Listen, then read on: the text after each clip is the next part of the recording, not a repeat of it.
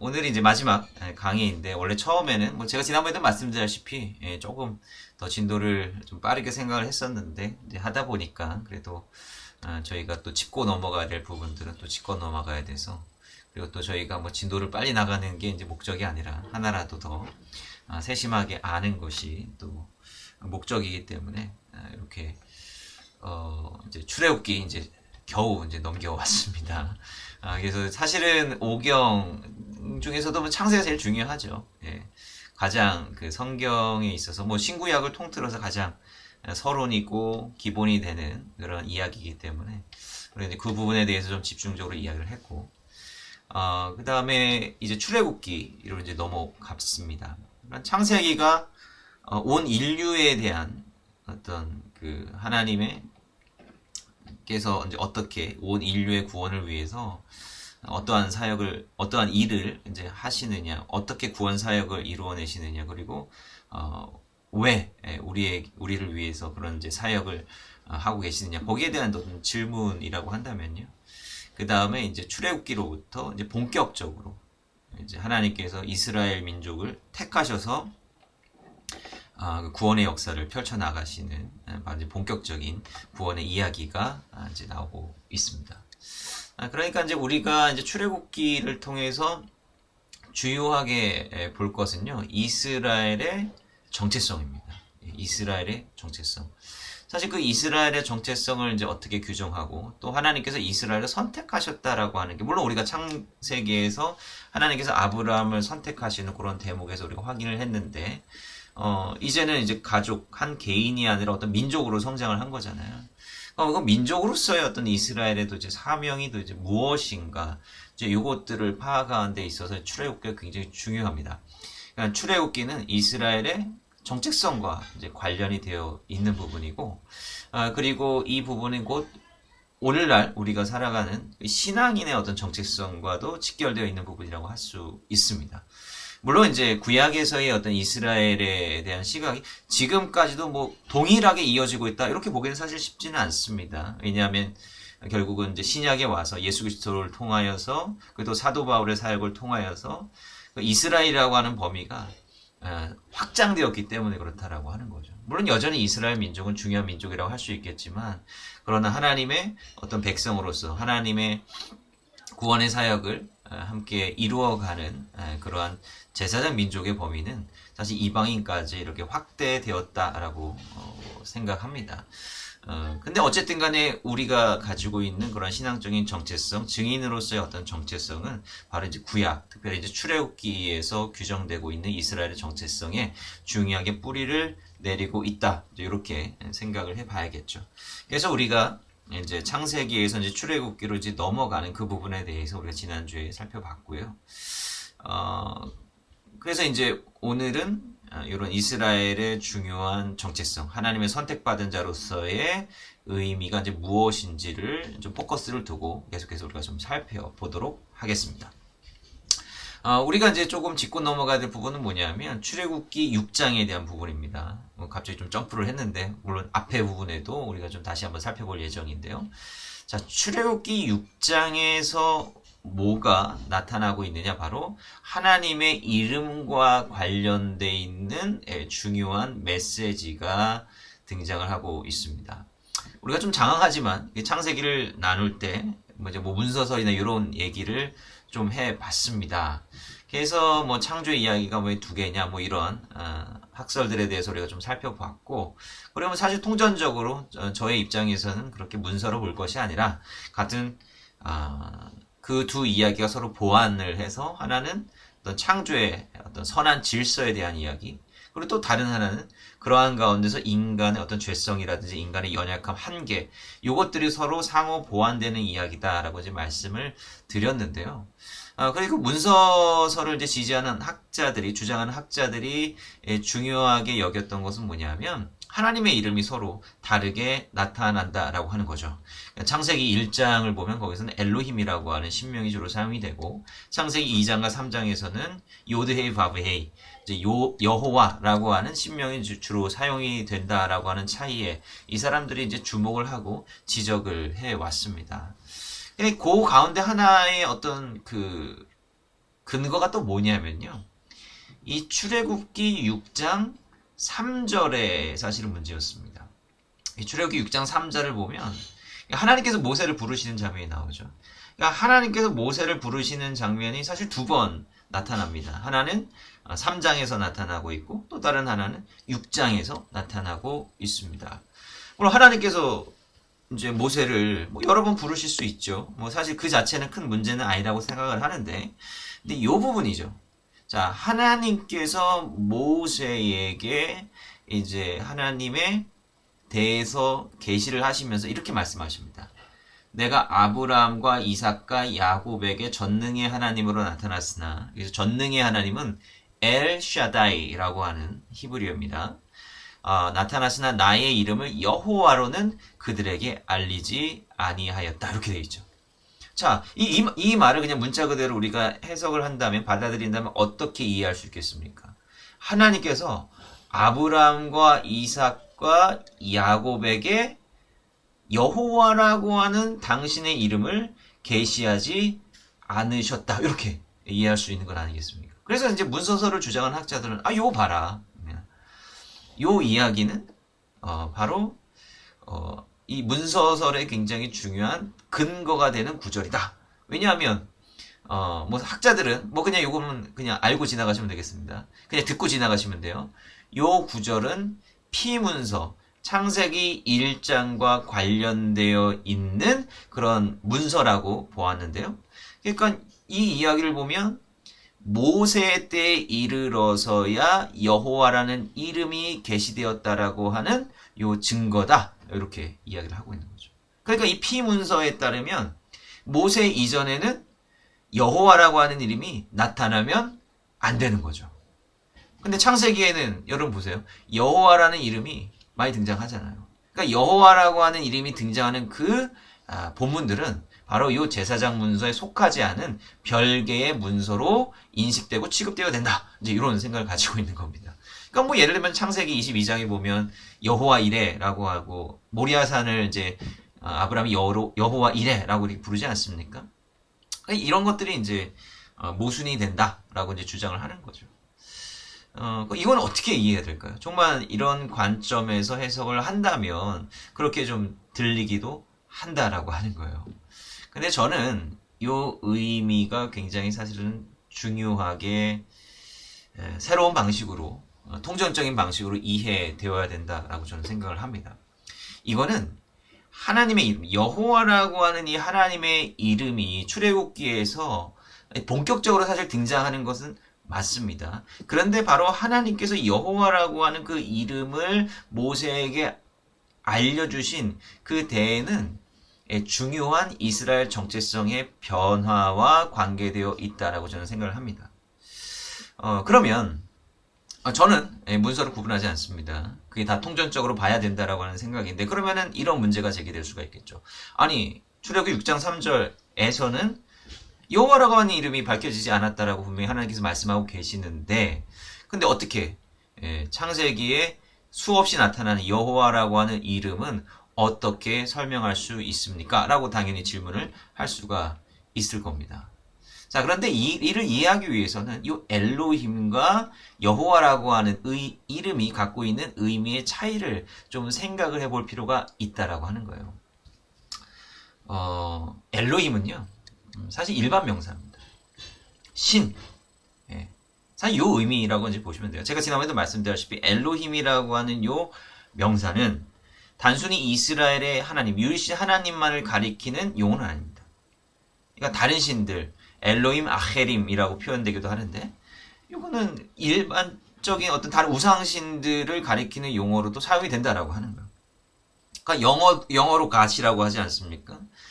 물론 이제 대문자 G를 사용하느냐, 소문자 G를 사용하느냐에 따라서 의미가 다르기는 하지만, 근데 사실은 뭐 발음상으로는 사실 동일하게 통용되는 말, 일반적으로 통용되는 그런 말이다라고 하는 것이죠. 그러니까 엘로힘이라고 하는 것은 그냥 신을 가리키는 그냥 일반적인 호칭이다라고 하는 것이고요. 그리고 이제 이 엘로힘의 어떤 엘로힘이라고 하는 표현을 줄이면 혹은 엘로하, 뭐 이제 이런 엘로하는 특별히 이제 욥기에 주로 등장하는 그런 표현이긴 한데요. 엘이라고도 줄여서 사용하기도 합니다. 그리고 이제 성경에 보면은 뭐 엘의 이름을 붙여가지고 여러 가지 호칭들이 있어요. 엘샤다이, 전능하신 하나님, 엘 엘리온, 지극히 높으신 하나님, 뭐 이런 다양한 이제 이름들이 나타나죠. 그러니까 사실은 뭐 엘 엘리온이라든지 엘샤다이라든지 혹은 야곱이 불렀던 엘 베델이라든지 뭐 이러한 이름들은요. 어떤 하나님의 그 속성이죠. 하나님의 다양한 속성들을 부르는 호칭이라고 볼 수가 있다라고 하는 것입니다. 그러니까 우리도 하나님을 나름대로 경험하면서 고백하는 그런 호칭들이 있잖아요.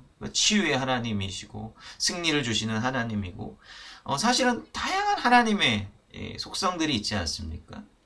그런데 우리가 경험하는 하나님은 어떻게 보면 이제 개인적인 관계에서 우리가 삶의 정황 속에서 우리 어떤 신앙적인 그런 여건 속에서 우리의 삶의 어떤 필요를 통해서 우리는 하나님을 경험하게 되는데 어찌 보면 내가 경험한 하나님과요 다른 사람이 경험한 하나님은요 본질적으로 같을 수가 없습니다. 좀 사실 다르죠.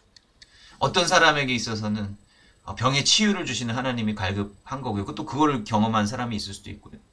또 어떤 사람들은 어떤 어려운 삶의 문제 가운데 있을 때 그것을 해결해 주시는 그런 하나님을 체험할 수 있다라고 하는 거. 그 사람들은 그 자기의 그런 삶의 경험을 통해서 하나님을 고백한다라고 하는 것이죠. 그래서 사실 엘 혹은 엘로힘이라고 하는 것은 개인적으로 사람들이 경험하고 고백하는 그런 어떤 하나님의 속성을 가리키는 경우가 상당히 많이 있다라고 하는 거예요. 그러니까 일례로 여러분들 보시면 뭐 굉장히 은혜로운 요즘도 그런 거 잘 나오는지 모르겠습니다만은 요즘 아주 TV나 뭐 새롭게 하소서 이런 걸 통해서 뭐 유튜브나 이런 걸 통해서 어떤 개인 간증이나 이제 이런 영상들이 많이 나오지 않습니까? 그래서 옛날에는 간증집들이 사실 많이 있었잖아요. 근데 사실 뭐 새롭게 하소서라든지 어떤 간증집이라든지 이런 걸 보면 참 은혜스럽죠. 예, 참 좋고 때로는 이제 부러워 보이기도 하고 뭐 여러 생각들이 들 수가 있는데 근데 이걸 보면서 한편으로 드는 생각은 또 어떤 생각이 있습니까? 왜 나는 이런 경험과 체험을 못하는 거지? 왜 하나님이 이 사람에게만 역사하실까? 뭐 이런 좀 부러움과 약간의 조금 불만 이제 이런 것들이 있을 수 있죠. 그리고 사실 거기에 이르지 못하면, 그 수준에 이르지 못하면 나의 신앙이 아직 연약하거나, 뭔가 좀 부족하거나, 이렇게 생각될 수 있다라고 하는 거예요. 그런데 그것은 사실은 옳지 않습니다. 사실 그분이 경험한 하나님인 거예요, 그것은. 예, 그분이 경험한 하나님입니다. 그럼 우리는 우리가 경험하는 하나님이 사실 따로 있다라고 하는 거예요. 그럼 내가 하나님을 이런 치유의 하나님으로 경험했는데, 그럼 하나님을 치유의 하나님으로만 고백할 수 있습니까? 그게 전부인가요? 그렇지 않아요. 하나님께서 모든 병자를 고쳐주시는 것도 아닙니다. 하나님께서 선하신 뜻 가운데 개개인의 상황과 필요에 따라서 놀랍게 다양한 모습으로 역사해 주신다라고 하는 거예요.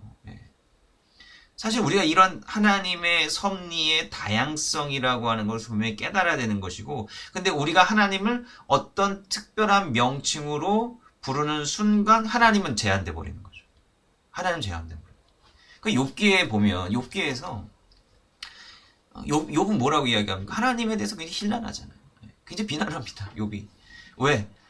욥의 마음은 뭐냐면, 욥의 믿음은 뭐냐면, 콩 심은 데 콩 나고 팥 심은 데 팥 나야 된다라고 하는 게 욥의 마음이에요. 내가 이만큼 의롭고, 내가 정말로 누구보다도 하나님을 잘 섬겼는데 어떻게 하나님께서 나에게 이러한 고난과 역경을 줄 수 있습니까? 그거를 수십 장을 갖다가 그냥 논쟁하면서 계속해서 따지고 들잖아요. 그러니까 욥이 생각했던 하나님 뭡니까? 인과론적인 하나님이에요. 인과론적인 하나님. 우리가 뭔가를 잘하고 우리가 성실하게 살고 했으면 거기에 대한 응당한 우리의 보답을 받아야 되는 거죠. 그게 사실 욥이 생각했던 하나님의 모습이다라고 하는 거예요. 그런데 하나님께서 욥에게 뭐라고 나중에 대답하십니까? 하나님은 욥에게 직접적인 대답을 주시기보다는 이런 말을 하신 거예요. 네가 뭘 아냐 나에 대해서. 네가 나한테 뭘 아냐. 네가 그렇게 나에 대해서 규정하는 것이 정말로 합당하냐? 너가 창조 때 있었냐? 창조를 봤냐? 계속해서 수없이 계속 질문을 던지시거든요. 하나님의 질문의 그 의도는 뭐냐면 그렇게 규정하지 말라라고. 우리가 규정하는 그 순간 하나님은요, 잘못 이해될 수 있다라고 하는 겁니다. 우리가 생각하는 하나님, 그것은 혹시 내가 스스로 자의적으로 규정한 하나님이 아닌가? 그거 자체가 우상이거든요. 하나님께서 어떠한 형상으로든 우상을 만들지 말라고 말씀하셨습니다. 왜요? 그 형상으로 만드는 순간 거기에 제한되는 거예요. 옛날 사람들이 금송아지 만들고 그게 여호와라고 그랬잖아요. 금송아지를 왜 만들었을까요? 그게 이제 풍요의 상징. 그들의 어떤 바라는 하나님에 대한 이미지는 풍요를 주시는 하나님, 잘 먹고 잘 살게 하는 하나님, 그런 거예요. 그러니까 과도한 어떤 기복적인 신앙에서 하나님을 생각하는 게 그런 우상신을 만드는 거랑 같다라고 하는 거예요. 그럼 어떻게 됩니까? 저 성도님은 뭔가 사업에서 뭐 실패하고 잘 안 됐어. 왜? 하나님 잘 믿고 요즘 주일 예배도 소홀하고 뜸하고 새벽기도 잘 안 나오더니 저렇게 된 거야. 이렇게 생각할 수 있잖아요. 물론 이렇게 대놓고 표현하진 않겠죠. 그런데 마음으로 우리가 그런 생각을 충분히 가질 수 있다라고 하는 거예요. 근데 그것은 잘못된 것이다라고. 하나님의 잘못된 이미지다라고 하는 거예요. 그거 우리 스스로 만들어낸 거죠. 그러니까 우리가 나름대로 경험하는 하나님이 있지만 그러나 그것이 전부다라고 생각하는 순간 그것은 우상 숭배와도 마찬가지다라고 하는 것입니다. 그러면은 하나님은 어떤 분이십니까? 라고 하는 거예요. 제가 이제 출애굽기 6장 3장에 있는 요 히브리어 표현 노다티 뭐 이제 이렇게 되어 있는데 그 노다티라고 하는 이제 성경 번역으로는 이제 뭐 그런 이름으로 이제 알려지지 않았다라고 되어 있네요. 그래서 알리지 아니하였다라고 하는데 근데 우리말 성경 번역으로는 이게 이제 능동으로 되어 있죠. 하나님께서 뭐 일부러 이제 그렇게 알려주시지 않은 것처럼 되어 있는 사실 수동태입니다. 직역하면 내가 그들에게 이렇게 알려지지 않았다. 다른 말로 하면 내가 그들에게 인식되지 않았다. 여호와라고 하는 이름으로 인식되지 않았다.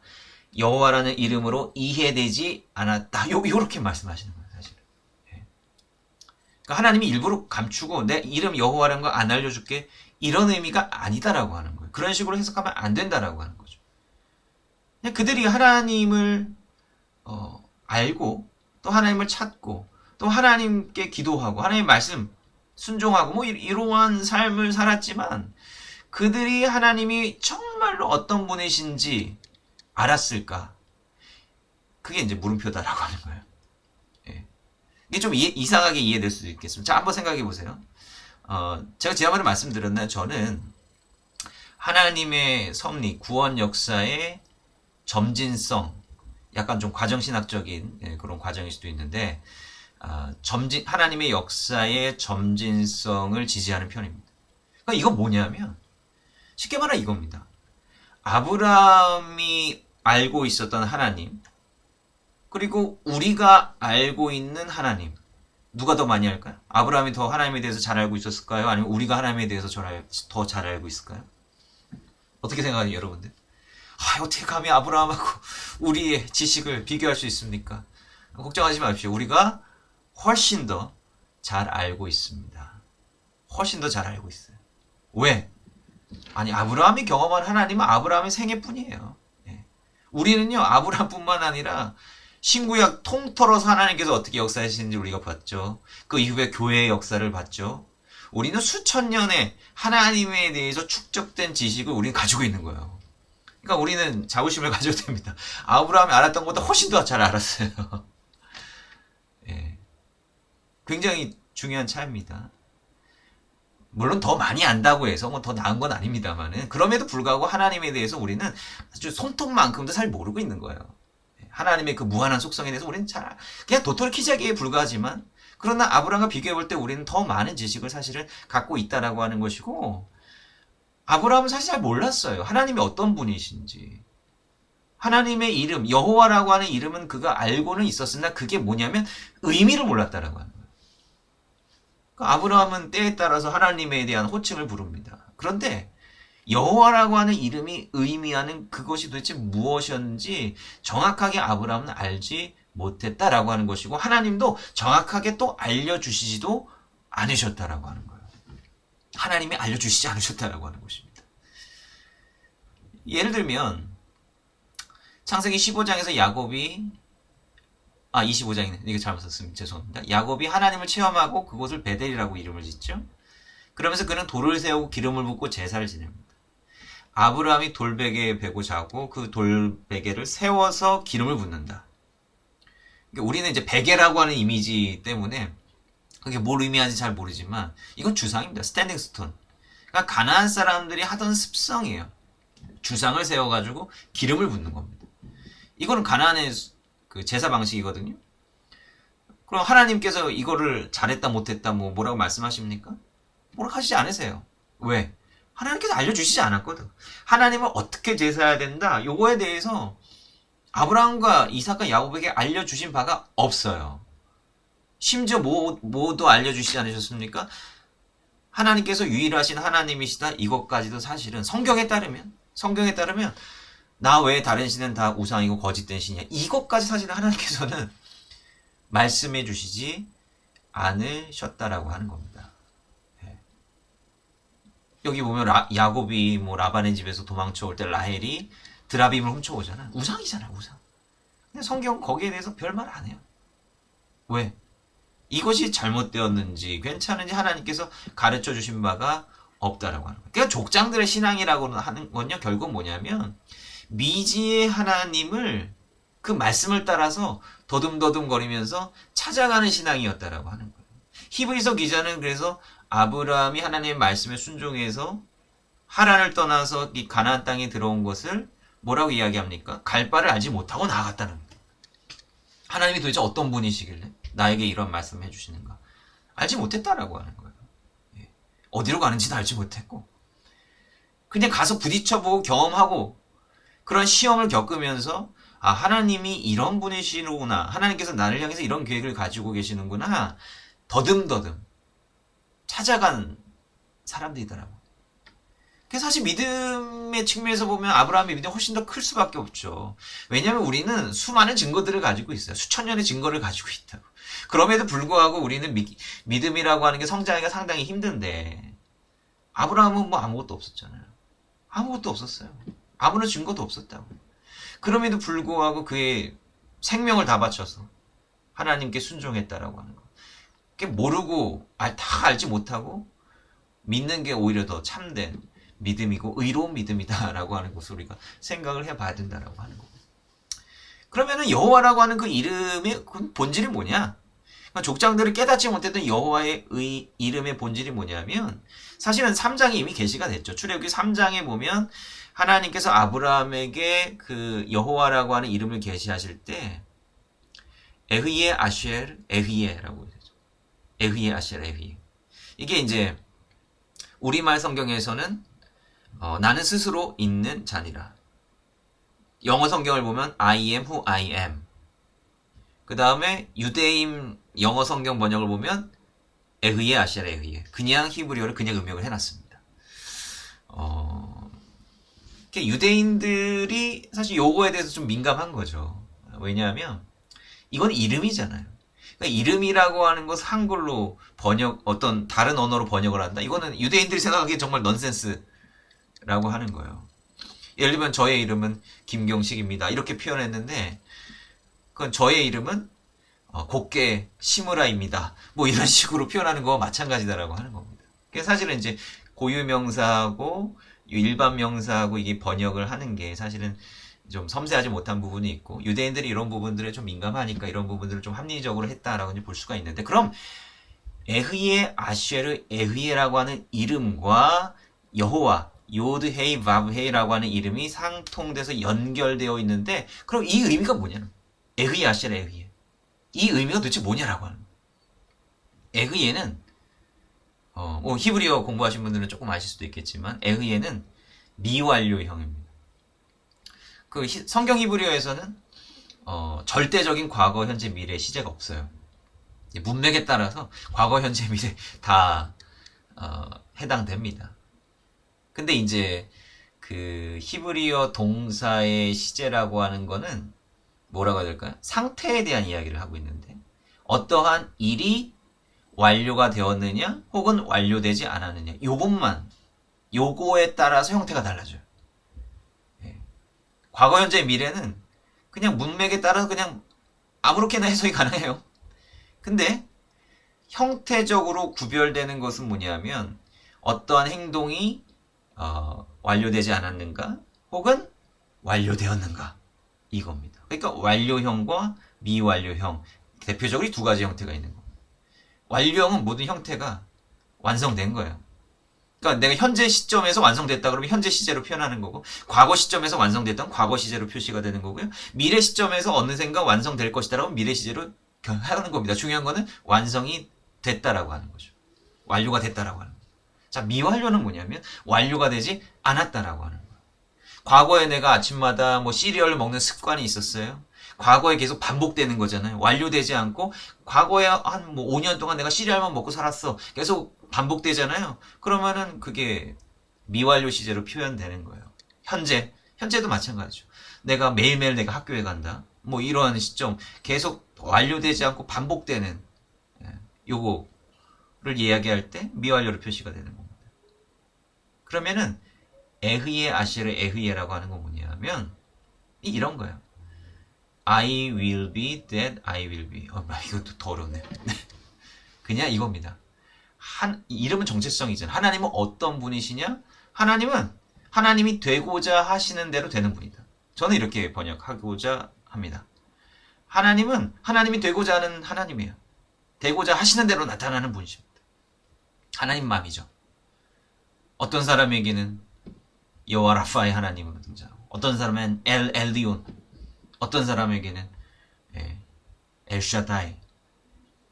여러 이미지로 그냥 하나님께서 나타나시고자 하는 그 사람의 분량에 맞게 하나님께서 나타나시고자 하는 그 모습이 하나님의 모습이다. 하나님 규정할 수 없는 거예요. 그러니까 하나님 매미예요. 하나님 규정할 수가 없다. 이게 신비입니다. 그러니까 이제 옛날 사람들의 일반 상식은요, 이게 종교관은 뭐냐면 그냥 모든 게 다 신이라고 생각하는 거예요. 그냥 저 하늘에 있는 태양, 태양신, 저 달, 달신, 바람이 막 불어와 바람을 주관하는 신이 따로 있나 보다. 뭔가 땅이 있어요. 땅을 주관하는 신이 또 따로 있는가 보다. 그러니까 사람들은 이 세상의 모든 질서를 주관하는 각각의 기능들을 담당하는 신들이 다 있다고 생각한 거예요. 그게 이제 인간의 상식이죠. 그냥 단순한 상식이죠. 예.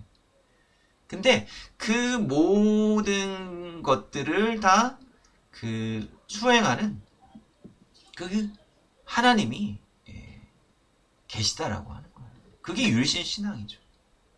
각자가 어떤 다른 기능을 하는 것이 아니라 그 모든 것들을 주관하시는 분이 바로 하나님이다라고 하는 것이죠. 우리는 이 세계 속에서 하나님을 경험하고 체험할 수 있는 거예요. 그러니까 모든 사람은 하나님의 형상을 가지고 있기 때문에 본능적으로 하나님을 인식합니다. 그걸 다른 표현으로 할 뿐이지 정말 본능적으로 하나님을 다 인식을 해요. 사도 바울도 흥미로운 이야기지만 뭐 아테네 이런데 뭐 잡신들이 너무 많잖아요. 신들이 엄청나게 많고 다 신전들이 있는데 근데 신들이 하도 많아서 새로운 신의 이름을 붙이기가 어려워서 그런지 어떤 신전은 이름을 알지 못하는 신, 뭐 이렇게 미지의 신 이렇게 해놨어. 근데 사도 바울이 뭐라고 이야기합니까? 그게 하나님을 가리키는 것이다. 그거 하나님이다 이렇게 이야기를 하는 거잖아요. 네. 이게 물론 이제 수사적인 방식인데, 그러니까 너희들이 정말로 스스로 하나님을 인식할 수 있는 그 통로가 다 있다라고 하는 거예요. 중요한 거는 거기까지 이르느냐 이르지 못하느냐라고 하는 거죠. 네. 그게 중요한. 그러니까 이런 여호와라고 하는 이름에 함이 되어 있는 그 진리를 분명히 깨달아야 유일하신 하나님을 알 수 있다라고 하는 거예요. 그래서 제가 이제 이 부분에서 이렇게 정리를 했는데, 한 분 하나님이 세상을 창조하셨고 그 하나님은 여호와 하나님이라고 하는 그 이름은 이미 창세기 에노스 시대 때부터 사실 인식해서 불리워진 거예요. 그러다가 이제 하나님께서는 아브라함, 이삭, 야곱에게 나타나셨지만 족장들은 들어도 그 이름을 무엇을 의미하는지 온전히 이해하지 못했다라고 하는 것이고, 모세 때에 이르러서야 하나님께서는 그 이름이 의미하는 바가 무엇인지를 분명히 하셨다라고 하는 거예요. 이스라엘 백성만큼은 유일하신 하나님을 분명히 깨달아야 된다라고 하는 거예요. 그 유일하신 하나님을 깨달았다라고 할 때에 그때는 이제 좀 달라지는 겁니다. 좀 달라지는 거예요. 이전에 족장들이 알지 못했던 것들을 이제 이스라엘이 알았잖아요. 그러니까 족장들은 몰랐기 때문에 자기네들이 최대한 그냥 익숙했던 방식으로 하나님을 섬겼다라고 한다면 이제 민족이 됐어요. 이스라엘은 민족이 됐습니다. 그때부터 이제 본격적으로 하나님께서 의도하신 바대로 행해야 되는 거예요.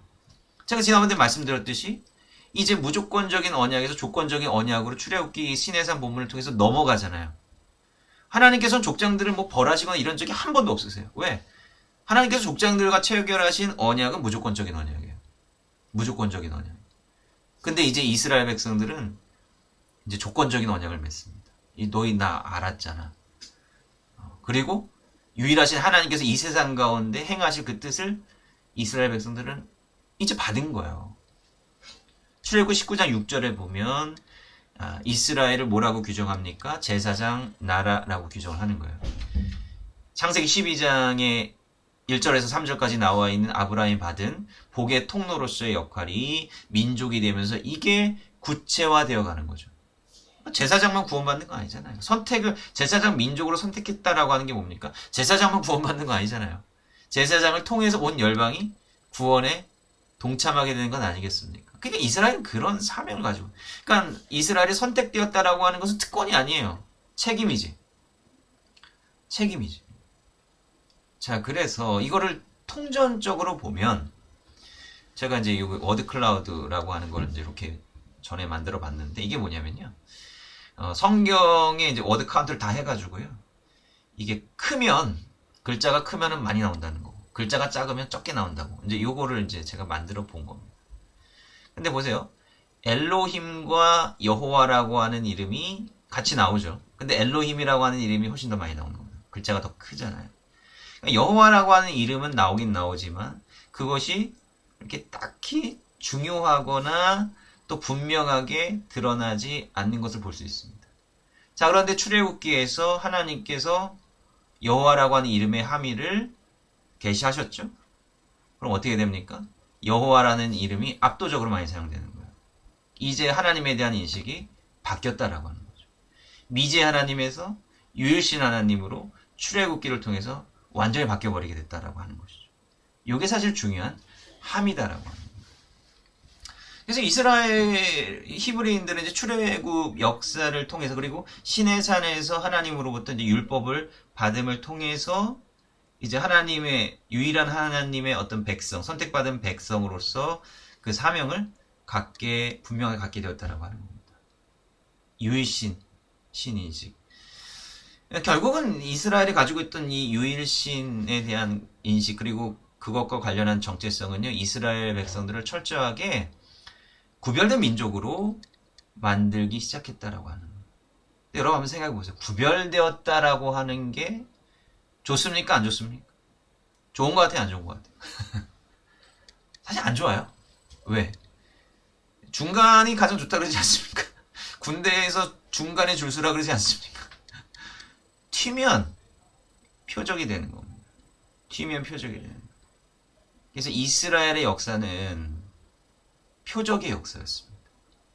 이스라엘과 그 다음에 유대인들은요, 항상 주변 민족의 표적이 돼요.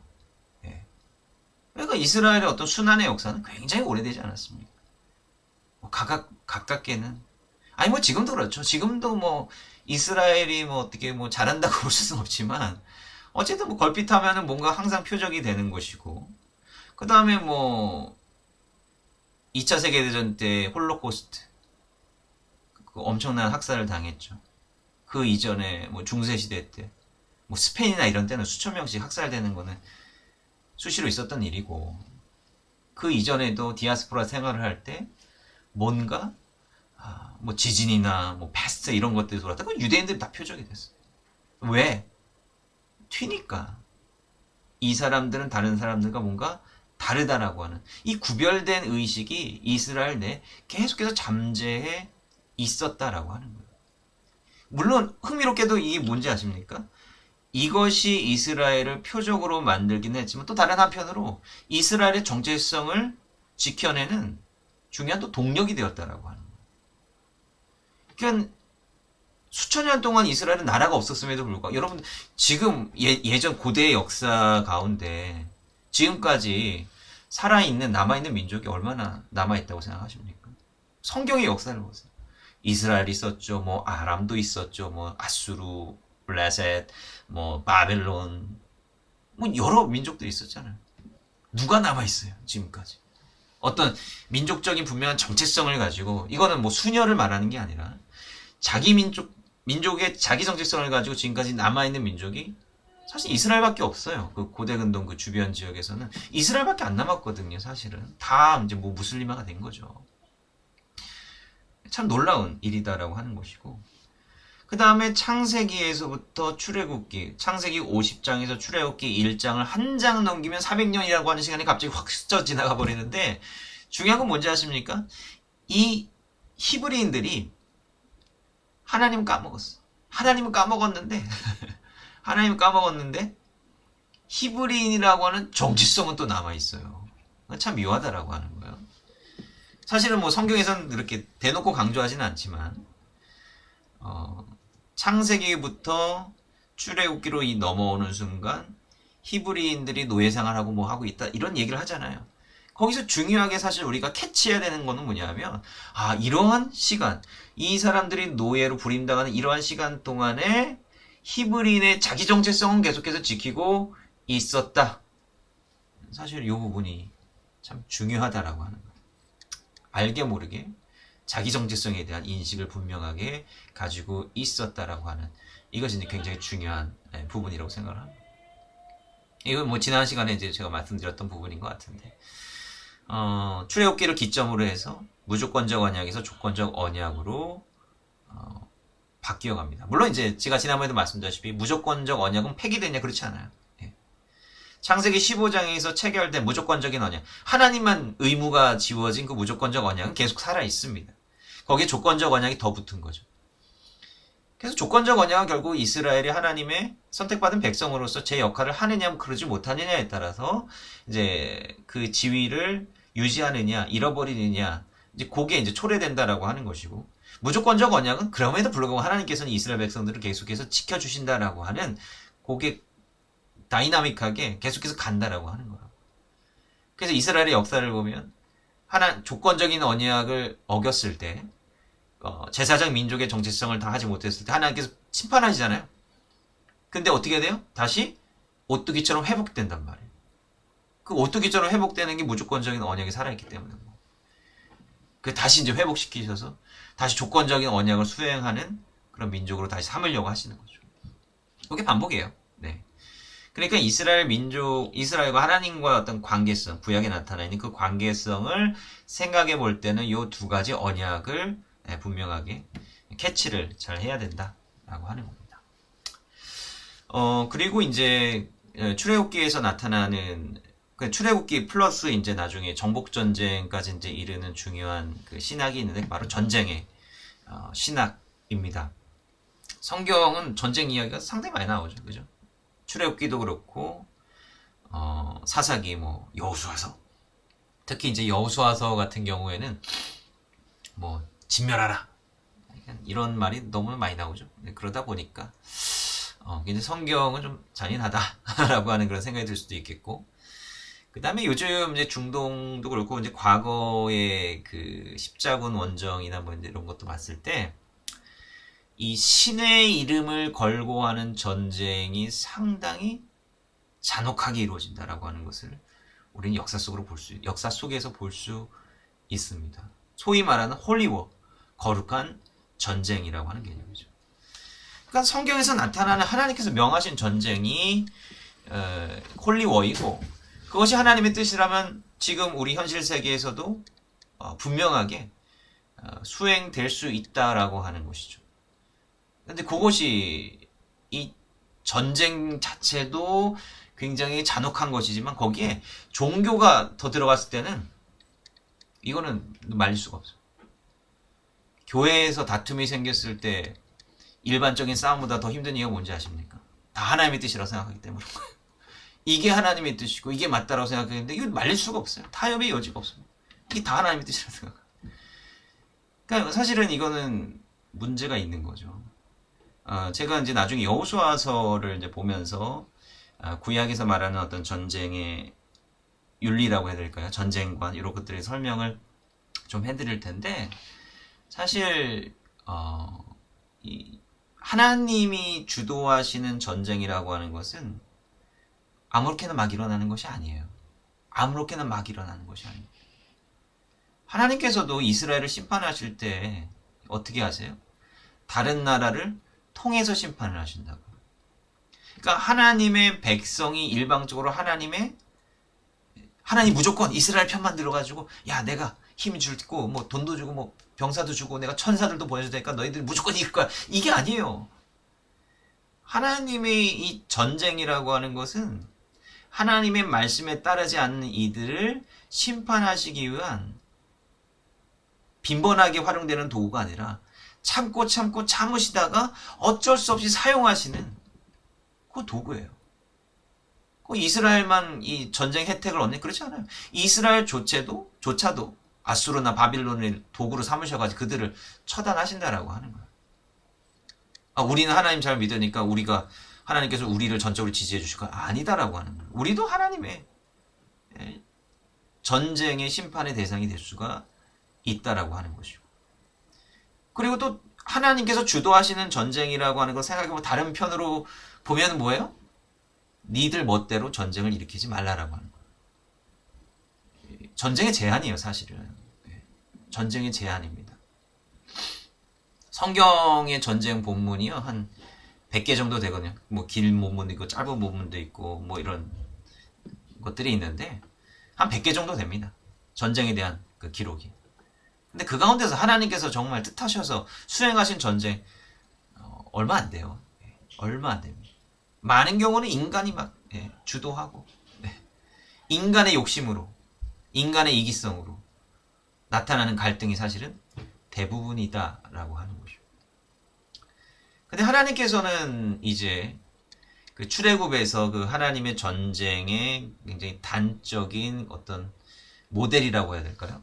하나님의 전쟁, 야훼 전쟁이라고도 하는데 이 하나님의 전쟁의 의미가 무엇인지 사실 출애굽 전쟁을 통해서 단적으로 사실 보여주시는 그런 부분들이 있어요. 하나님은 누구랑 싸우시는가? 바로 제국과 하나님이 싸우신다라고 하는 거예요. 하나님께서 이집트에게 10가지 재앙을 내리시죠. 10가지 재앙을 내리시기도 하고 그 다음에 이스라엘 백성들을 인도하실 때 하나님께서 이집트 병사들을 또 괴멸시키기도 하신다라고 하는 거예요. 그럼 이 전쟁의 절대적 근본적인 원인이 무엇이냐라고 했을 때 제가 지난번에도 말씀드렸잖아요. 파라오의 억압이죠. 하나님의 백성들을 억압하는 파라오. 이게 이제 제국의 욕망이다라고 하는 거예요. 거대한 제국을 건설하는 그리고 또 유지하기 위해서는요. 노동력이 필요한 거예요. 옛날 그 로마 제국 엄청 거대한 로마 제국이지 않습니까? 로마 제국의 이상을 뭐라고 하는 거예요? 팍스 로마나라고 했습니다. 로마의 평화잖아요. 팍스 로마나 왜 팍스 로마나입니까? 로마라고 하는 제국이 그 지중해 세계를 다 정복하기 전에는 이런저런 국가들이 난립해서 서로 막 싸우고 막 지지고 먹고 막 하잖아요. 그죠? 근데 로마가 그 주변 나라들을 싹 평정해서 로마라고 하는 단일한 질서 아래 다 복종을 시켰기 때문에 이제 싸우지 않아도 된다. 이게 팍스 로마나라고 하는 거예요. 이게 얼마나 그럴싸해 보입니까? 그런데 그 팍스 로마나의 안을 들여다보면 부조리와 악취가 진동을 하는 거예요. 특별히 그 거대한 제국을 그렇게 부강하게 부유하게 돌리기 위해서는 뭐가 필요한 거예요? 노예가 필요한 거예요. 모든 사람들에게 월급 제대로 줘가지고 어떻게 그 많은 제국을 돌리고 그만한 향락을 이룹니까? 누군가는 희생하는 사람이 분명히 필요한 거예요. 그게 노예다라고 하는 것입니다. 노예다라고 하는. 오늘날에도 뭐 이렇게 자본주의가 발달하고 평등한 민주사회라고 하지만 모든 사람이 다 잘 사고 하는 거 아니잖아요. 그죠? 예. 다 그런 거 아니잖아요. 누군가는 희생하는 사람들이 반드시 필연적으로 나타나게 된다라고 하는 것이고, 누군가는 자기가 응당하게 땀 흘린 것보다 훨씬 더 수백 배, 수십 배나 맞는 부당한 이익을 챙기는 사람이 분명히 존재한다라고 하는 거예요. 물론 옛날보단 나아졌지만, 그럼 지금의 어떤 국가의 어떤 번영의 논리는 하나님의 뜻을 맞는 거지 그렇지 않다라고 하는 거예요. 누군가의 희생을 담보로 해서 나타난다. 요즘 뭐 기후위기나 이런 거에서 대두되는 문제 아닙니까? 새삼스럽게. 그러니까 지금 발전한 나라들은 이미 뭐 다른 뭐 아프리카나 다른 그런 후진국들의 희생을 담보로 해서 발전을 했는데, 이제는 우리가 기후를 지켜야 되니까 너희들 이제 더 이상 개발하지 마.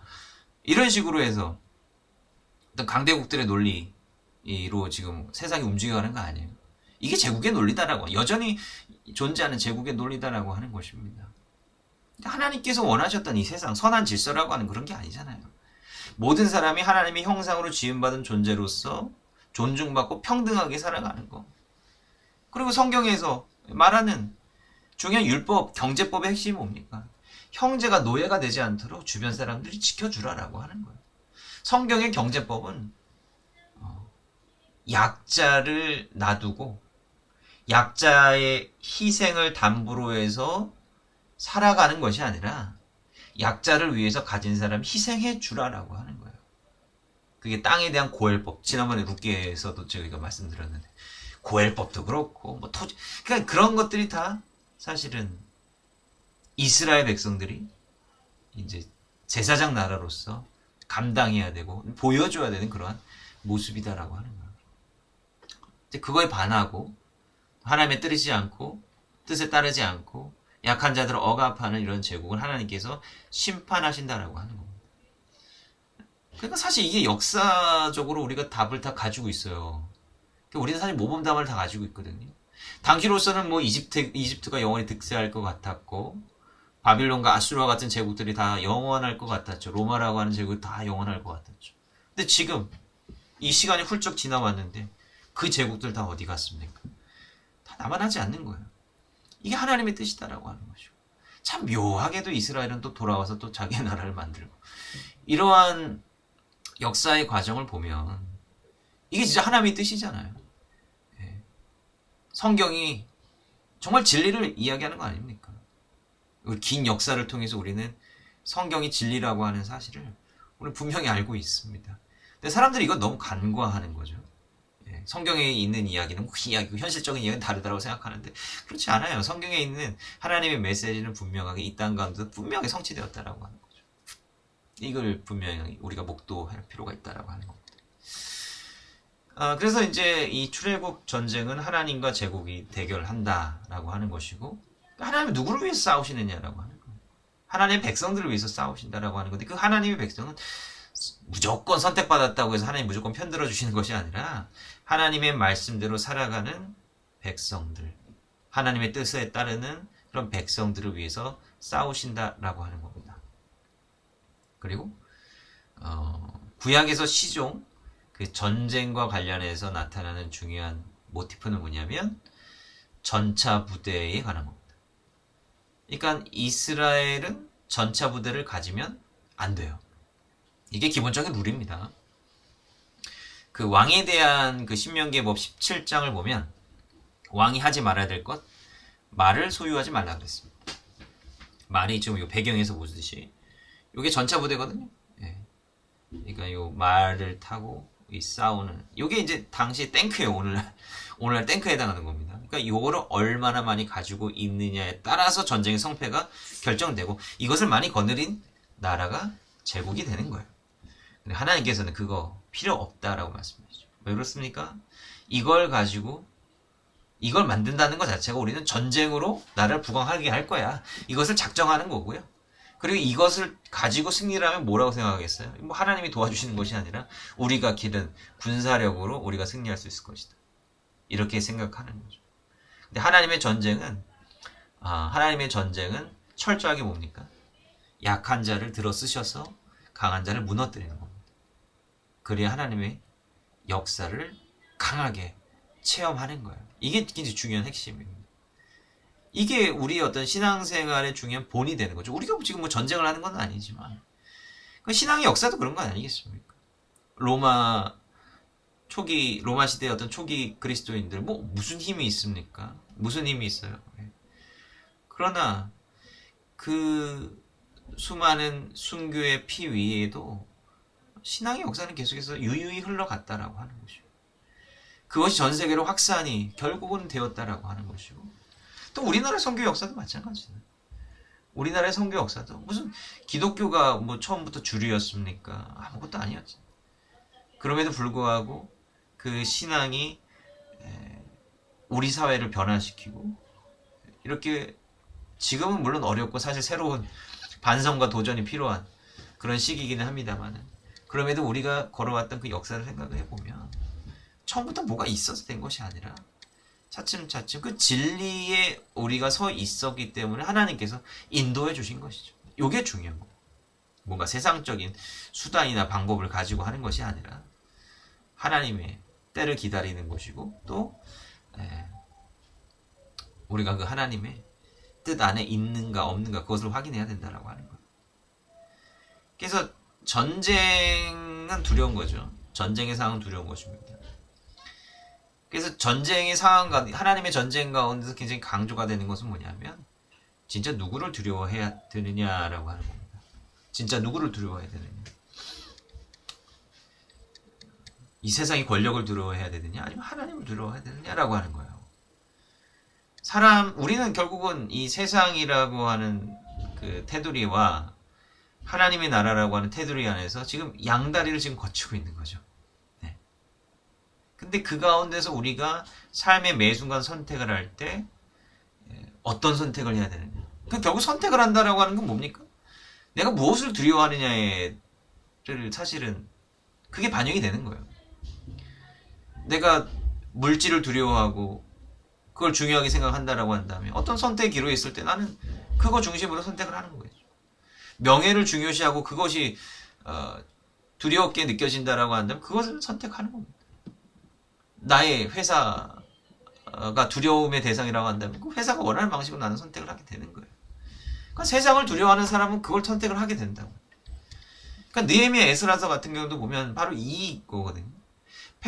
느헤미야도 그렇고 에스라도 그렇고 뭐 수르바벨도 그렇고 페르시아 왕의 신하이지만, 그러나 그들은 결국 뭘 하는 거예요? 뭐 페르시아 왕의 권위를 인정하지만 결정적으로 하나님의 뜻에 따라 움직인다는 거예요. 예. 그렇게 권력에 순종하는 것 같아 보이지만 결정적인 순간에는 목을 내놓고 하나님의 뜻에 따라서 결정을 했을 때 하나님께서 역사해 주신다라고 하는 거예요. 이게 이제 전쟁이라고 하는 극적인 상황을 통해서 강조된다라고 하는 거예요. 예. 지금 저 적들이 몰려오는데 우린 정말 무엇을 두려워해야 돼? 저들을 두려워한다면 항복하는 게 맞는데, 근데 결단을 하고 하나님을 믿어야 역사가 일어난다라고 하는 거죠. 그러니까 사실은 이게 믿음과 어떤 실천의 관계가 굉장히 사실 중요한 부분인데요. 믿는다고, 이게 믿음이라는 게 도대체 뭐냐라고. 믿음이라고 하는 것을 깨달아지는 것이고 하나님께서 우리 마음 가운데 주시는 거잖아요. 근데 우리 마음 가운데 깨달아지고 믿는 것은 결국 하나님께서 우리에게 주신 전적인 은혜이지만, 근데 그거대로 사는 건 또 다른 문제. 그거대로 사는 것은 우리의 몫이에요. 그 다음에는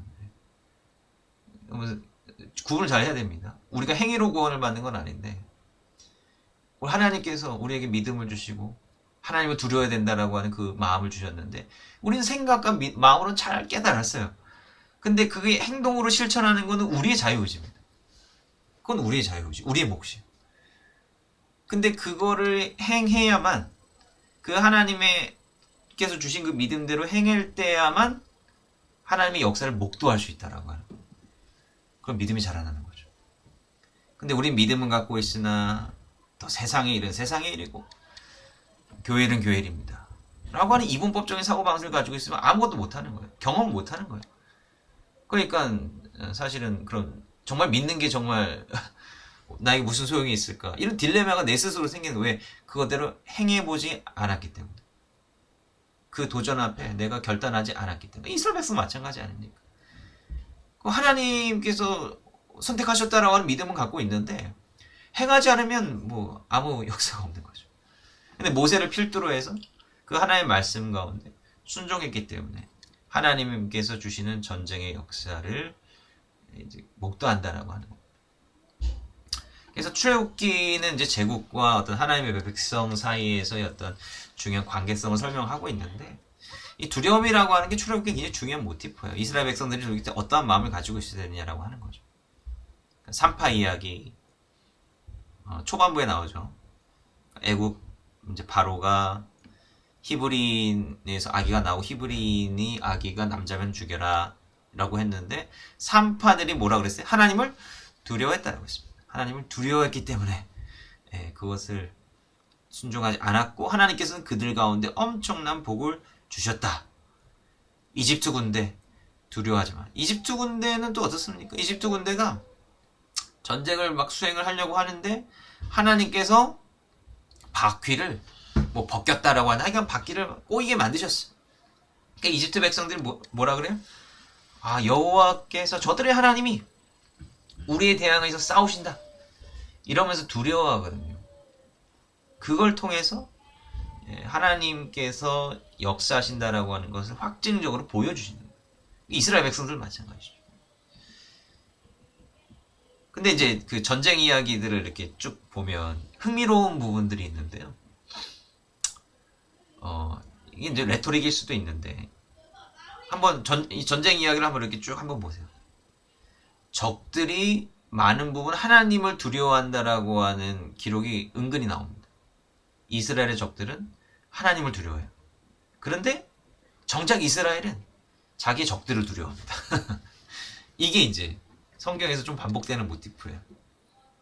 그러니까 적들은 정작 하나님을 두려워하는데 이스라엘은 적들을 두려워해요. 이게 이제 그 신앙인의 어떤 뭐 문제죠. 정작 다른 사람들은 하나님을 두려워하는. 근데 이런 이제 두려움이라고 하는 그 부분이 어떻게 전달되고 어떤 의미를 가지는지 이스라엘 정체성 관련 이것도 굉장히 중요한 부분이라고 할 수가 있습니다. 자, 뭐 사실 지난번에 이제 제가 간단하게 언급해드린 부분이긴 했는데요. 이제 출애굽기를 이제 이야기하면서 중요한 이제 변화죠. 창세기에서 이제 출애굽기로 넘어오면서 하나님 단절되었다. 이제 요셉을 알지 못하는 왕이 이제 등극을 했고, 그 때문에 이제 이스라엘이 굉장한 고난을 받게 되었다라고 하는 것. 이제 이런 것이 하나고, 제국의 압제를 받게 되었다라고 하는 거고요. 그럼에도 불구하고 이스라엘 백성 히브리인들이 생육하고 번성하였다. 생육하고 번성은 하나님께서 주신 축복입니다. 창세기 1장에서 하나님께서 이 땅 가운데 주신 인간에게 주신 축복의 내용이 생육하고 번성하라입니다. 지금 이 시대가 생육하고 번성을 못하고 있습니다. 지금 수능 보는 학생들이 점점 줄어가고 있습니다. 생육하고 번성해야 되는데 이게 문제가 되어가고 있다고 하는 거죠. 이건 정말 실존적인 문제죠. 그러니까 어찌됐든 간에 이런 억압에도 불구하고 이스라엘 백성들이 생육하고 번성했다라고 하는 것은 하나님께서 언약을 성취해 주신다라고 합니다. 그러니까 이거는 긴 역사의 안목을 통해서만 발견할 수가 있는 거죠. 비록 눈앞의 현실은 암담했지만 한 발자국 뒤에서 떨어져 보면 하나님께서는 일하고 계신다라고 하는 거예요. 일하고 계신다라고 하는 거죠. 요거를 이제 인식하는 것이 또 중요한 부분이다라고 하는 거죠. 산파 이야기, 이제 이런 부분들 한번 참고해 보시면 되고요. 모세의 출생 이야기, 요거 참 흥미로운 부분인데요. 그 이제 창세기 1장에서 이제 그런 이야기들, 이제 출애굽기 어떤 배경이 되는 그런 이제 이야기들이 나오고 나서 이제 모세의 출생에 대한 이야기가 이제 나오게 됩니다. 제가 이제 개인적으로 좋아하는 이야기 가운데 하나입니다. 모세의 출생 이야기. 사실 이제 이 이야기가 재밌는 부분이 뭔지 아십니까? 이제 2장의 여기를 보면 하나님의 그 섭리, 하나님의 직접적인 간섭, 이게 안 나와요. 이게 안 나옵니다. 그 이제 제가 이제 학생들에게도 이제 잘 보여주는 그런 부분인데, 요게벳의 노래라고 하는 영상, 제가 이제 요 링크 요걸 찾아보셔도 되고, 제가 이제 슬라이드 링크 드렸으니까 제가 이제 중요한 부분을 보여드릴게요. 이제 사실 이제 성경을 바라보는 이제 여러 가지 그 관점들이 있는데, 사실은 성경 해석의 이제 여러 가지 방식들 가운데 가장 오래된 방식 중에 하나는 뭐냐면요, 이 성경의 이야기를 예술로 표현하는 거, 음악이라든지 그림이라든지.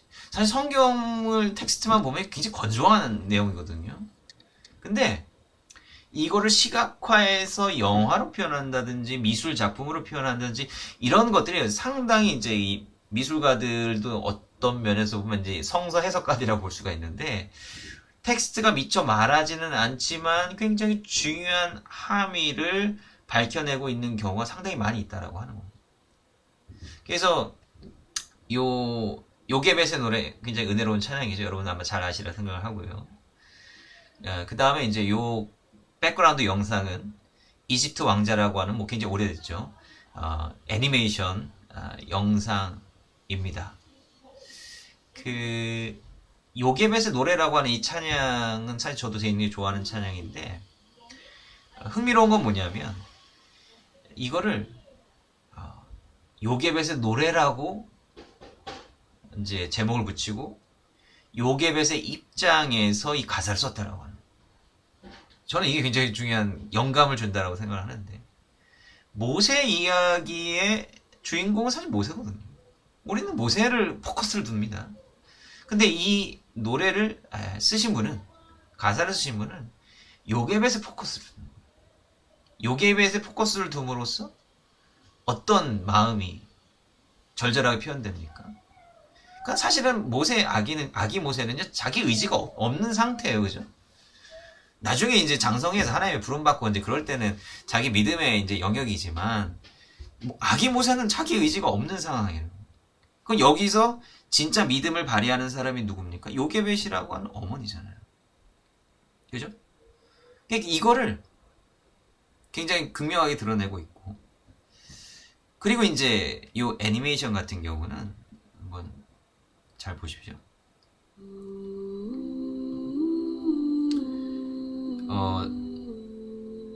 자, 여기부터.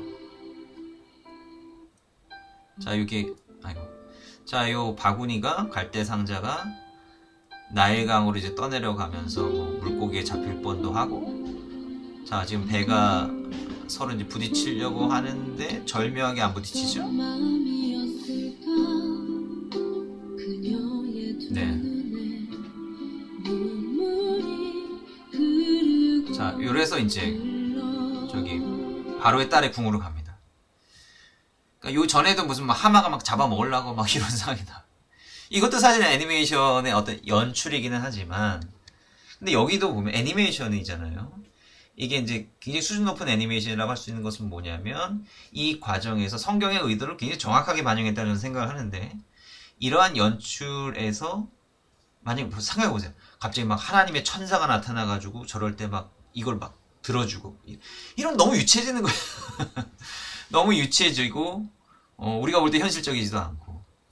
그런데 막 배가 부딪히려는데 절묘하게 막 가운데로 빠진다든지, 막 요런 걸 통해서, 이 우연이라고 하는 굉장히 중요한 그 스킬이거든요. 이 우연성이라고 하는 것을 통해서 우리는 뭘 연상하는 거예요? 아, 하나님께서 이렇게 역사하십니다. 왜냐면 이런 우연성은요, 우리 현실에서도 충분하게 분명하게 빈번히 일어나는 것이기 때문이에요. 이 우연성이라고 하는 사건이 하나님의 섭리로 인식되는 것, 이게 사실은 굉장히 중요한 모티프다라고 하는 것이고, 저는 이것을 굉장히 잘 살려내고 있다고 생각합니다. 그래서 성경을 바라볼 때 굉장히 이제 때로는 이제 문학적인 감수성을 가지고 읽어야 될 필요도 있다라고 생각을 하는데, 이게 보면은 이렇게 돼 있죠. 레위 족속 중 한 사람이 가서 레위 여자에게 장가들었더니 그 여자가 잉타하여 아들을 낳아 그 준수함을 보고 그를 석 달을 숨겼다. 더 숨길 수 없게 되면 그를 위해 갈대 상자를 가져다가 역청과 나무진을 칠하고 아이를 거기다만 하숫과 갈대 뭐 이런 얘기입니다. 우리가 성경을 보면은 은혜스러운 얘기죠. 은혜스러운 얘기인데 이게 참 너무 딱딱한 이야기잖아요. 근데 우리가 이 단어 하나하나에 있는 그 함의를 조금 드라마틱하게 좀 생각을 해보죠. 자, 보세요. 그 여자가 잉타하여 아들을 낳아서 그 준수함을 보았다. 그러니까 이게 뭐 애기한테 이제 준수하다고 표현하는 거는 또 좀 그렇죠. 예, 그렇기는 한데 아무튼 키토프예요. 그가 선했다, 완벽했다, 좋았다. 어떤 어머니 눈에 안 좋아 보이는 아기가 있을까요? 이거는 본능이에요. 당연한 거죠. 이게 이제 모성을 당연히 나타내는 겁니다. 이게 원래 이집트의 룰에 따르면 어떻게 되는 거예요? 이집트의 룰에 따르면 얘는 신고하고 제거해야 되는 대상이에요. 근데 아이가 어머니가 그 아이의 얼굴을 보는 순간, 제가 전에 뭐죠? 우생슬인가? 우리 슬기로운 의사생활. 이건데, 그 드라마 재밌었죠? 그죠?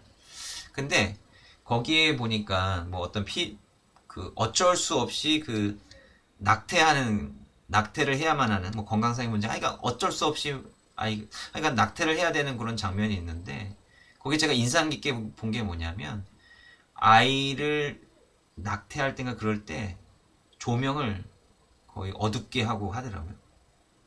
그리고 완전히 다 차단시켜 놓고. 왜 그러냐면, 산모가 우연찮게라도 그 아이의 얼굴을 보는 순간 이거는 평생 트라우마로 남는다는 거예요. 예. 아무리 뭐 문제가 있거나 뭐 사산되거나 이래도 그 아이의 얼굴을 보는 순간 이거 평생 트라우마로 남는 거예요. 그래서 아예 못 보게 하는 거예요. 그냥 조명도 어둡게 하고. 예. 이거는 그러니까 얼굴 보면 끝난 거예요. 게임 끝입니다. 예. 이거는 못해요. 그래서 준수함을 보고 석 달을 숨겼다. 그러니까 이게 참 고난의 세월인 거예요. 왜 하필은 석 달인 줄 아십니까? 아마 다 잘 아실 것 같아요. 석 달을 숨겼더니 더 숨길 수 없게 돼요. 제가 학부에서 20살, 21살짜리 학생들한테 이거 알지? 아무도 몰라요. 이거는 애를 낳아야 합니다. 석 달이면 100일이잖아요. 100일이면 마법의 100일이라 그러지 않습니까? 애가 엄청 큽니다, 갑자기. 쪽잠 자던 애도 갑자기 조금 성장하고 길게 자기 시작을 하고 한 번 울어도 엄청 크게 울고, 예. 모든 게 변하는 시기가 사실 석 달이라고 하는 시간이에요. 그러니까 그 이전까지는 뭐 이렇게 숨겨서 심었는데 이건 할 수가 없어요. 그리고 100일 정도 애 키우면서 하면은 이게 떨어질 수가 있습니까? 도무지 떨어질 수가 없다라고 하는 거예요. 이때 모세와 이 어머니의 관계는 완전히 유착되는 거죠. 근데 이제 어쩔 수 없이 이제 이 갈대 상자를 가져다가 칠을 하는, 이제 내보내야 되는데, 이제 이게 요괴벳의 노래라고 하는 그 찬양에서도 잘 표현하고 있듯이, 요 대목에서 그 어머니의 심정. 그러니까 여기 성경은요, 의도적으로, 우리가 성경을 보다 보면 의도적으로 하나님의 개입이 나타나지 않는 그런 본문들이 있어요. 요셉 이야기도 그렇고, 룻기도 그렇고, 에스더서도 그렇고, 모세 이야기도 그렇고, 그런 게 많아요. 근데 이런 부분에서는 결국은 성서 기자는 인간의 결정, 결단, 감정 이런 것들을 다 좀 느끼게 만드는 거죠. 우리 한번 생각해 보세요. 모든 게 다 하나님의 섭리를 분명하게 막 느끼면서 모든 일들이 이루어집니까? 그렇지 않아요. 하나님 막 꿈속에 맨날 나타나셔서 내가 내일 이렇게 해줄 테니까 너는 이렇게 하면 된다 이렇게 인스트럭션을 주시나요? 그렇지 않습니다. 우리는 우리의 삶에서 경험하는 것을 토대로 해서 나름대로 신앙적인 답을 찾아가고 그 안에서 하나님께서 역사하시는 그 섭리를 발견해 나가는 거예요. 정말 더듬더듬. 그 부분이에요. 그래서 여기서 요게벳이 이렇게 정말 눈물을 삼키면서 역청을 하고 나무진을 칠하고 그러니까 계속 덧대는 거죠. 물 셀까봐. 그러면서 이제 그 나일강가에다가 이거를 두는 겁니다. 근데 여기서 또 중요한 게 뭔지 아십니까? 그러니까 그 누이가 어떻게 되는 것을 알려고 머리 썼더니. 자, 그럼 뭐 내보냈어요. 이제 기도하고 그냥 거기서 빠이빠이 하는 게 아니라 누이가 어떻게 되는 것을 알려고 멀리 섰다 그랬습니다. 그냥 가만히 놔두는 게 아니라 계속 지켜보는 거예요. 이게 어디로 갈까? 그 아까처럼 뭐 그런 해프닝들이 물론 좀 애니메이션이라 좀 과장이 있겠죠. 여하간 그게 바로의 딸한테로 배송이 되는 거예요. 아마 이거는 완전한 우연이라고 보기는 어려울 거고 아마 의도적으로 보냈지 않았을까라고 하는 생각을 가지고 있는 거죠. 자, 이 다음부터는 이제 사람이 어찌할 수 없는 부분입니다. 이거는 바로의 딸의 이제 결정에 달려 있는 거예요. 자, 2장 6절 보세요. 이게 이제 본다라고 하는 거에 참 이게 이미지가 있습니다. 이 여성이잖아요. 준수함을 보았다라고 하는 거죠. 바테레 라 동사 그녀가 보았다. 그 다음에 바로의 딸이 역시 바티르에후 그를 보았다. 그러니까 여성이 아기를 보면 거기 게임 끝입니다. 네. 자, 근데 여기서 중요한 게 뭐냐면 그러니까 불쌍히 여겨 가로되 이는 히브리 사람의 아이로다. 이거 어떻게 알았을까요? 여기서 질문해봐야 됩니다. 바로의 딸은 어떻게 이 아기가 히브리 사람의 아이라고 하는 것을 알았을까?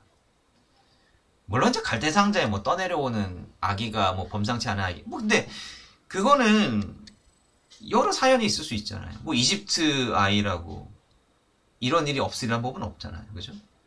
당시로서 뭐 아기를 키우기 어려운 상황이었다라고 한다면 충분히 있을 수 있는 이야기입니다. 뭐 고아원이나 뭐 이렇게 사회기관 앞에 이제 베이비박스 넣듯이 말입니다.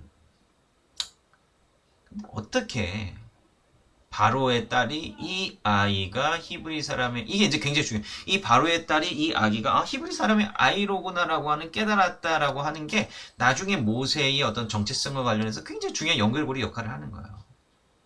이거 어떻게 알았을까요? 요거에 대해서 이제 굉장히 흥미로운 이제 부분들이 있는데 요 그림이 있습니다. 17세기에 그렸던 그림인데요. 여기 잘 보세요. 이 사람의 그림은 굉장히 중요한 통찰력을 준다라고 하는데 지금 바로의 딸이 어디를 가리키고 있죠? 네, 아기 모세의 중요한 부위를 가리키고 있습니다. 중요한 부위를 가리키고 있습니다. 그러니까 이 사람이 이건 나름대로 해석을 한 거예요. 어떻게 바로의 딸이 모세가 히브리 사람의 아이인 줄을 알았을까? 어떻게 알았다는 거예요? 네, 할례죠, 할례. 물론 이제 이집트에도 할례를 행했다라고 하는 이제 관습이 있습니다. 근데 이집트 방식과 이제 히브리인의 방식은 분명히 달랐을 거라고 생각을 하고요. 네. 그러니까 창세기 17장에 할례에 대한 표식이 있잖아요. 할례에 대한 명령. 할례라고 하는 것은 결국 생식과 관련된 부분인데 그 자손 결국은 이제 뭐 굉장히 성적인 함이지만 이 자손이 하나님께서 약속하신 선택받은 자손이다라고 하는 것을 분명하게 일깨워 주기 위해서 그 예식을 행하라라고 하는 거죠. 예. 근데 모세가 그 예식 그러니까 어찌 보면 히브리인이 계속해서 정체성을 유지했다라고 하는 것은 바로 이러한 히브리인으로서의 관습을 어떻게 했는지 모르겠습니다. 근데 어떻게든 유지해 나갔다라고 하는 거예요. 본능적으로 유지해 나갔다라고 하는 거예요. 네. 그럼으로써 결국 하나님께서 이미 뭐 창세기에 주신 말씀입니다만 그 관습들을 통해서 히브리인의 정체성이 계속해서 어찌되었든 유지될 수 있었다라고 하는 이야기를 하는 거죠. 여기서 중요한 동기는 뭐죠? 자, 그래서 이 바로의 딸이 히브리 사람의 아이네 라고 하는 순간 이 누이가 바로 이제 얘기하는 거예요. 아유, 제가 히브리인 여인을 알고 있는데 그럼 유모 불러다가 이 아이를 젖먹이면 하면 될까요? 갑자기 툭 튀어나와가지고 이런 얘기. 여러분 한번 생각해 보세요. 이 바로의 딸이 얼마나 정신없겠습니까? 지금. 갑자기 아이는 막 울죠. 안쓰럽죠. 보니까 깜짝 히브리인의 아이입니다. 히브리인의 아이는 이게 뭐 아버지 바로의 명령에 따르면 이거는 제거해야 될 대상인데, 근데 본인의 손으로는 절대 하지도 못해요. 정신없는데 갑자기 어떤 여자가 와가지고, 아우 이거 히브리 사람의 아이잖아요. 그거 제가 유모 데려와서 젖을 먹일까요? 이렇게 일사천리로 얘기하는데, 바로의 딸은 아마도 뭐 생각할 겨를도 없이 그래 이렇게 이야기에 승낙을 했을 겁니다. 그 여인이 누굽니까? 다시 엄마한테로 가는 거예요. 다시 엄마한테로 가는 겁니다. 엄마한테로 가는 게 왜 중요합니까? 정체성 때문에 중요해요. 결국 이게 또 정체성으로 귀결되는 거예요. 물론 이제 모세가 장성해서는 상당 부분 이제 이집트 왕궁에서 살면서 이제 이집트의 왕궁의 어떤 문화라든지 이집트인으로서의 어떤 정체성을 갖게 되지만, 근데 이 유년기 시절에 형성되었던 정체성이 사실은 끝까지 가는 거죠. 어머니의 품에서 가졌던 정체성. 그러니까 요즘은 뭐 좀 다릅니다만은 유대인들은 전통적으로 유대인의 정체성과 관련해서는 모계를 굉장히 중요시 여깁니다. 그러니까 어머니 쪽이 유대인이어야 유대인인 거예요. 아버지가 유대인이고 어머니가 이방인이면 유대인으로 인정받지 못합니다. 원래 룰대로 따지면. 왜냐하면 교육이거든요. 이게 굉장히 중요한 부분이에요, 사실은. 우리는 유대인의 정체성이 혈연으로만 따진다면은 상식적으로 그럴 수 있잖아요. 혈연적인 정체성. 근데 유대인들은 그렇지 않아요. 혈연적인 정체성보다 앞서는 게 정신적인 정체성인 거예요. 교육을 통한, 종교를 통한 정신적인, 신앙적인 정체성. 그게 혈연을 앞서 나가는 겁니다. 우선하는 거예요. 그러니까 어머니의 영향력이 엄청나게 크다라고 하는 거죠. 그 뒤에 보면 뭐예요? 뒤에 이어진 얘기 보면 모세가 뭘 가지고 있었다? 이스라엘 백성들의 정체성을 분명히 가지고 있어서 이스라엘의 어떤 리더로서의 역할을 중요하게 감당할 수 있었다라고 하는 거죠. 그러니까 이스라엘의 정체성을 가지고 있으면서 동시에 뭐죠? 이집트 왕궁에서 자라는 그런 리더로서 역할을, 그러니까 이집트를 잘 이해하고 이집트의 왕자로서 자라났으니까 파라오 앞에서도 당당하게 요구할 수 있는 그런 이제 지위가 가능했다라고 하는 겁니다. 그게 사실은 너무너무 중요한 거죠. 그래서 이제 모세의 출생 이야기를 이제 종합적으로 이제 정리를 해보면, 이제 컴패션의 측면에서도 좀 생각을 해볼 수가 있다. 모세, 아기를 향한 어떤 궁휼함의 마음. 그 다음 그 안에서 또 바로의 딸이 갖는 궁휼함의 마음. 결국은 출애굽기 2장 25절을 보면 하나님께서 이 이스라엘 히브리인들의 부르짖음을 들으시고 그들을 궁휼하게 여기셨다라고 하는 하나님의 그의 백성들 향한 궁휼함. 이것들이 이제 상통을 하는 거죠. 그러니까 이제 복음서에서 보면 예수님의 가르침을 보면 율법의 중요한 두 기둥이 뭐라고 했습니까? 하나님을 사랑하고 내 이웃을 내 몸과 같이 사랑하라라고 하는 거죠. 이걸 말하는 게 뭐냐면 하나님의 그 궁휼함, 하나님의 역사는요, 우리가 다른 사람들에게 그러한 마음으로 대할 때 느껴질 수 있다라고 하는 겁니다. 우리가 다른 사람들을 향해서 궁휼한 마음을 내보일 때 그게 하나님의 궁휼함으로 우리에게 돌아오거나 또 다른 사람들에게 하나님의 궁휼함이 전해질 수 있다라고 하는 거예요. 이게 굉장히 중요한 신앙적인 명제라고 할 수가 있을 것 같습니다. 네, 이제 여기부터는 다음에 해야 될 것 같네요. 네. 예, 여기서 굉장히 오늘 또 뭐 진도는 많이 못 나갔지만 또 그 안에서 우리가 좀 많은 이야기들을 나누었습니다. 여러분들 뭐 7번의 강의 뭐 한 10시간 정도 될 것 같은데요. 그래도 뭐 적지 않은 시간 또 함께 집중해서 해주셔서 감사하고요. 나머지 출애굽기로부터 해가지고 율법, 그다음에 종교법, 신명기법까지 이제 이르는 그 광야 이야기 이르는 그 오경의 전체적인 부분들은 추후에 다음 봄 학기 때 이렇게 또 계속해서 진행해 나가도록 하겠습니다. 제가 이제 뭐 사실은 이 강의를 통해서 이제 보여드리고자 했던 것은 뭐냐면 성경을 어떠한 방식으로 이제 바라봐야 될 것이냐라고 하는 어떤 관점의 어떤 방향성이에요. 그래서 그 방향성을 통해서 이걸 좀 잘 기억을 하시고 성경의 다른 본문을 여러분들 읽으실 때에도 이런 방향성과 어떤 전반적인 개념 이런 것들을 염두에 두시고 읽으시면 또 새로운 나름대로의 관점을 얻으실 수 있지 않을까 이렇게 생각을 합니다. 그래서 사실은 뭐 제가 이 강의를 통해서 뭐 많은 내용을 전달해 드리지만 그 내용 자체는 저는 좀 부차적인 거라고 생각을 하고요. 중요한 것은 이 성경을 바라보는 어떤 관점, 방향성, 방법 이런 것들이 사실 더 중요하다고 생각을 합니다. 뭐 제가 뭐 이 강의 시간을 통해서 말씀드리는 게 진짜 성경을 보는 아주 유일한 확실한 방법이다. 뭐 이렇게 말씀드리려고 하는 것은 절대로 아닙니다. 근데 이런 것이 하나의 예이고 하나의 가능성이죠. 성경은 하나님의 모습은 정말로 다양하게 나타날 수 있듯이 또 이 성경을 읽는 방법 또한 다양하게 나타날 수 있다라고 좀 생각을 하니까 다양한 방식으로 다양한 관점으로 성경을 읽으시고 통찰을 또 함께 나눠주시면 좋을 것 같습니다. 예, 그동안 너무 고생 많으셨고요. 혹시 뭐 질문 있으십니까? 네. 여러분들 뭐 겨울 동안에 또 성경 읽고 또 공부하시다가 또 궁금하신 거나 필요하신 것 있으시면 언제든지 편하게 저에게 연락을 주시면 감사하겠습니다. 그동안 수고하셨고요. 제가 기도하고 마치도록 하겠습니다.